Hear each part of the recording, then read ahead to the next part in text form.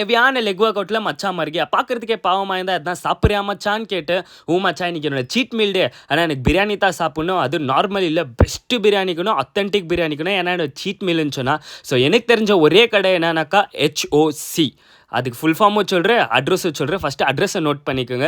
இது எங்கே இருக்குதுனாக்கா Indira Nagar 10th main HL 3rd stage Bhima Nagar. அந்த சிக்னல் லெஃப்டே லெஃப்ட் சைட்லேயே லொக்கேட் ஆகிக்குது.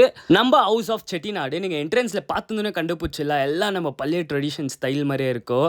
அண்ட் நம்ம ஃபஸ்ட்டு போயிருந்தோன்னா அவங்க ட்ரீட் பண்ணுற விதம் இருக்குது பாருங்களேன். சாப்பாடு செகண்டரி விட்டுருங்க, அவங்க ட்ரீட் பண்ணுற இந்த விதமே போதும் வயிறு ரொம்ப வச்சிருவோம் சத்தியமாக. அந்த வாழை இலையை போட்டு அதுக்கு மேலே தண்ணியை தொளிச்சு அந்த ட்ரெடிஷன்வே அவங்க ஃபாலோ பண்ணுறாங்க பாருங்கள். சத்தியமாக நெக்ஸ்ட் லெவலு.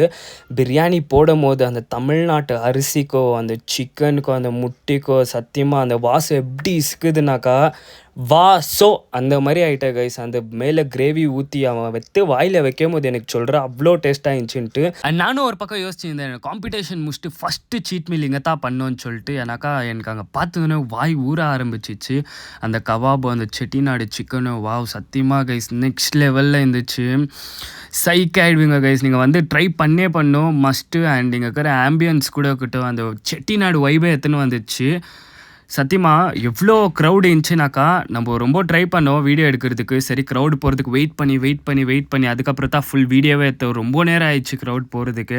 அதுக்கப்புறம் மச்சாக்கு ஒரு நான்வெஜ் மீல் கேட்டான். இதில் கபாப் வச்சு கொடுத்தாங்க. அந்த சிக்கன் வச்சு அந்த டேஸ்ட்டுக்கு இது பாருங்கள். சத்தியமாக கைஸ் சிக்கன் கூட அவ்வளோ மெதுவாக இருந்துச்சு.